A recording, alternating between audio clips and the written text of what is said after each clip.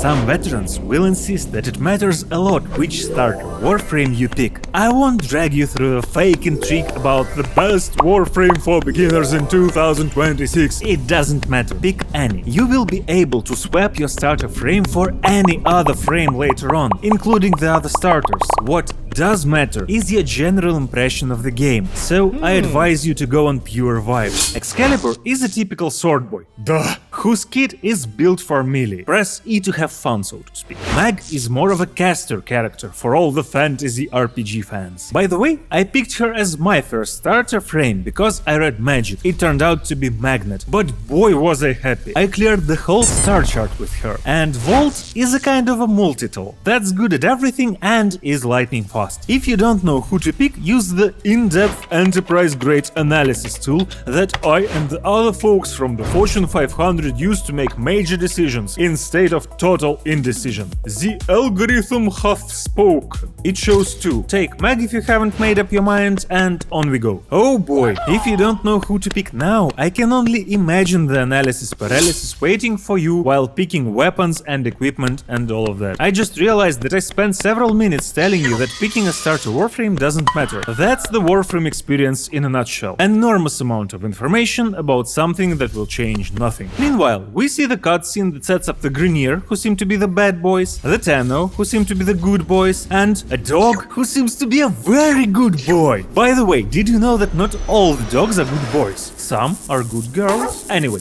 there's a dog in here. Warframe, shut up and take my money. When I was a kid, my parents moved to the outskirts of bumblefuck nowhere. And at some point, they decided it was a good idea to get a dog. Even if it wouldn't protect us from bears and wolves and whatnot, we'd manage to get away, while the aforementioned bear eats the aforementioned dog. We got one, named him Dan, and I, as a responsible 5-year-old, was put in charge of him. Though who was in charge of whom is a fair question, but anyway. Dan became my bestest friend. I spent most of my time with him and we formed a very strong bond. He became my loyal companion. So now, when my wife and I are walking past any dogs, real or drawn, I give those dogs the look that makes my wife really jealous. But where was I? Oh, yeah, Warframe. The intro scene spits a hell of a lot of lore that we'll be digging through in this and future episodes. If you don't understand what they're talking about, it's totally okay. The game throws you in at the deep end without much foreplay or safe words. Get used to it. After picking a starter Warframe, we are introduced to the tutorial boss of the game, Captain War. He snaps a thing called the Ascaris onto our leg. Gross, but still statistically better than some dates. Anyway, the game starts. Here, you are taught basic movement and weapon handling, and given a bit more exposition. We fight our way through the Grineer soldiers only to find our extraction ship blown to pieces by War. Now he made it personal, and it's time to depersonalize him. But as soon as we deal some damage to War, he says, "Peace on me, just don't beat me!" and bails. We fight our way to the old ship through even more exposition, dialogues, and lore. Now, if you want to explore the game completely spoiler-free, please skip to this timecode. And if, like me, you prefer to understand at least a little of what's going on, take notes, because the correct way to consume Warframe lore is to understand about 40% of it and confidently explain the rest to somebody newer than you. Welcome to the Origin system. Please get to know your colleagues and the tools you will be working with as a baby Tenno. It all began with the Orokin. They were an immortal, intelligent race that was fed up with everything and decided to play gods. That combination has never once ended well, ask any billionaire. Inevitably, at some point they screwed up, and all this led us to where we are now. They had several races under their wise and attentive rule. Tenno are the colonists' children heading for the Tau system through the void on a ship called the Zariman 10-0 or 10-0. On the way, their parents went completely bananas and tried to eat them. The children, not the bananas. After that, the kids developed superpowers, and the Orokin used these powerful kids to control the Warframes. Void is a dimension that allows for faster-than-light travel. The Orokin were the first to poke it with a stick, but as we can see from the Zariman folks, the Void can also scramble your brain pretty hard. Warframe is an exoskeleton controlled by the Tenno operator and developed by the Orokin using a certain virus virus called the Tenno site, Lotus. Now, here everything's really complicated, and I'll go into the deep spoiler territory if I go on. Let's just say that she's the voice in your ear telling you where to go and how to feel about it. So, a mom, or a GPS with abandonment issues. And she is tied to the Orokin as well. Grineer are a race genetically modified by the Orokin for heavy manual labor. Clones of clones of clones. A JPEG that kept getting resaved for 1,000 years and then handed a gun. As soon as the Orokin lost power, the Grineer rebelled and made their own settlements across the solar system, with pillage, blackjack and hookers obviously. Corpus are another faction that goes back to the Orokin era. Back then they were accountants, but when things started going bonkers, they had prophets that turned making profit into a religion, and here we are now. They also prefer wearing boxes on their heads. A box for a head is either brilliant industrial design or the cheapest possible helmet. Knowing them, it's the latter. Cephalons, a human mind, digitized, patched and updated. A person whose brain has been through several Windows updates, and sometimes it shows. That's probably why the character we meet next is so special. As we come to the old ship, we meet Cephalon Ordis, a charismatic little fella who occasionally wants to wipe the entire system. Actually, he is a fragmented kind of AI who periodically threatens to murder everyone in the solar system and then apologizes. He is the healthiest relationship I have in this game and very relatable. We though limit ourselves to wiping the nearest Grineer, and this time successfully board the ship, which is a wreck. AI is unstable and the mother figure is cryptic. Congratulations, you have a home now and the awakening quest is done. My awakening, by the way, also takes several hours each day, so double relatable. But we are not done with the asshat,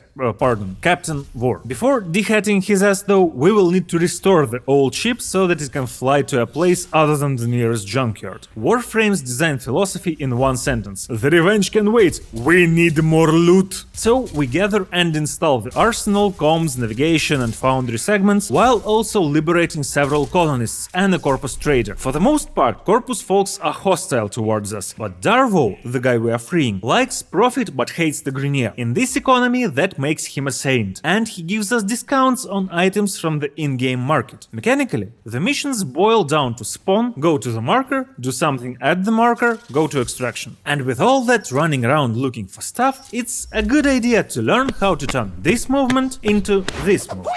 Actually, it's not rocket science. Watch the hands. To jump, press space. To double jump, press space twice. Simple enough. Press shift to sprint, tap shift to roll, press Ctrl to crouch, press right mouse button to aim. That's how it is in the most game, and that's your movement 101. Now, if you press Ctrl while moving, you will slide. Nothing to drool about on its own. But if you jump while sliding, you will get a bullet jump. To jump even further, press shift midair. To go even further than that, hold aim while jumping. By tapping Ctrl repeatedly mid-air, you can extend the jump a bit more. Congrats, you can stop drooling now, because now you can move like a pro Tenno. Just a couple of hints to make things even sweeter. Aiming near a wall will glue you to it for a short time. Jumping in front of the wall will make you go up the wall. Jumping near the wall at a weird angle will make you run on the wall. Aim high to bullet jump higher. Strong attack, middle mouse button, will make you fall faster. If you press shift right before landing, it will cancel the landing animation. Rolling through the lasers or an Maximus fire sphere will let you ignore them and stay on your feet. You can bullet jump to a barrel to destroy it without breaking your shade's invisibility. That will come in handy a bit later. And that's not even all of it. In 10 hours you will bullet jump around your kitchen. I'm sorry, nobody warned me either. By default, you are forced to constantly hold shift and Ctrl to crouch and sprint. That will make your pinky and ring fingers say goodbye after a single day of gaming, but that is easily fixed in the settings. And speaking of them, Warframe's settings menu has more options than most operating systems, and roughly the same amount of documentation. Settings are grouped in groups. In key bindings, do what you will, but reassign Ctrl to crouch toggle and bind keys to your gear. This will help a lot. Set the tap-hold ability inversion for each frame separately and however you like. In social, you must turn inline private messages off. This will save you about 1 billion wasted nerfs on searching for the person who sent you the message. You'll thank me later. Just turn that shit off. You don't need it. Spend more time studying the accessibility settings and set them up for yourself. I'd advise you to disable hold to sprint and enable fire manual trigger weapons continuously. The rest is purely down to taste. I prefer my map locked, colorblind compensation on, enemy highlight on, and HUD shaking off. You do you, however. After learning to move and setting our game up, we paint our Warframe pink. The Warframe community usually frowns upon spending platinum, which is the premium currency, on fashion, skins, colors, and other shiny things. If you're a baby Tenno, buy weapon and Warframe slots, they say. Don't waste your platinum on pallets, they say. And that mysterious "they" is right to a certain extent. But let me tell you a secret, and please keep it a secret. Don't tell anybody, okay? I spent my first platinum on a color palette, and this did not get my account banned, stalled, or otherwise inconvenienced. Yes, it's a waste of money, so is every good thing you have ever bought. Anyway, the only correct way to play Warframe is the way you want it to play. So, if you want a new palette, by all means. And while we are talking about resources, premium or not, let's also talk about the Foundry. Foundry is where dreams go to wait 72 hours. Its logic is absurdly simple, but the mechanics sometimes make me cry in my sleep. Or is it the memory of when Dan ran off from us to the nearest forest that makes me cry? The forest was about 100 meters away from our house. For my American viewers, a meter is approximately equal to 1.89 beer kegs. So, Dan ran away into the forest and was gone. We were looking for him and asked kind hunters passing by not to shoot him on sight. They nodded and nothing happened. This was one of the hardest weeks in our family's history. Dan was part of it by then, and we no longer wanted him eaten by bears. A week later, my father was chopping wood in the backyard and saw Dan walking out of the forest, limping, filthy, and radiating a specific energy of a dog who has made questionable friends. As he was limping a bit, it looked like he was drunk. The dog, not the father. That was the day we realized that we were safe from bears. The obvious explanation was that Dan was drinking with bears, and while drinking he asked them not to maul our family. I have no evidence that he negotiated a treaty with the bears. I also have no evidence that he didn't. But we were never mauled. Draw your conclusions. We gave Dan a huge chunk of meat that wasn't cooked yet and went on with our lives, but our tandem bond was forged even stronger. Forge. Oh yeah, the Foundry. The logic there is quite simple. You get a blueprint for an item, you either farm or craft the item's components. Sometimes the components need components. At some point you will be farming a resource for a resource for a resource, and you will not remember why. And after the grind, boom, bang, you wait for up to 3 days and done. Your shiny new item is in your inventory. The hard part, at least to me, is remembering all the components that are needed to craft a certain item. And if you need to craft more than one, well, then my brain goes Cobain really fast. And I don't like my brain exploding, so here are 3 solutions to this problem. You can either use pen and paper, if you're old school. You can rig up Excel or Google Sheets. If you do, don't be embarrassed. Every Warframe player has, at some point, opened a spreadsheet. Not because they wanted to, because the game left them no choice. Or you can download my tool, built with one purpose in mind. You enter the name of the item, maybe even a second one, and it shows you the sum of the resources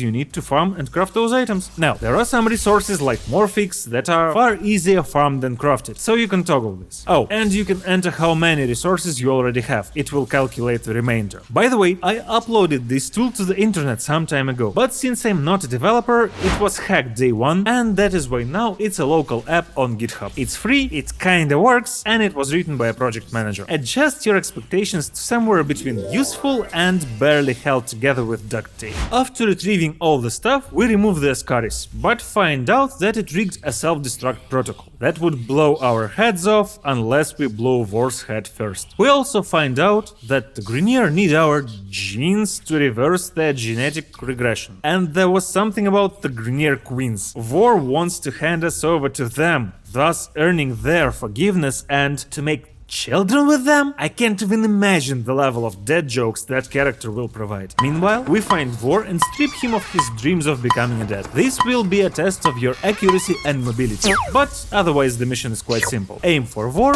clean up his goons, Aim for war again. Move to the other location, rinse and repeat. Max 3, Excaliburs 3 or Volts 4 will clear the goons in an instant. Just save your energy beforehand. We've been awake for about 4 hours and since then been infected, kidnapped, bombed and lied to. Learned a bit about lore, what starter frame to pick, how to paint it, how to move, what settings there are and how to use the Foundry. And the game considers this a gentle introduction. Stay tuned for the next time to hear about modding, passion, more lore, and how Dan brought home a handful of woodland ticks after a short walk in the forest and how he shared meat with 2 our cats. Bye!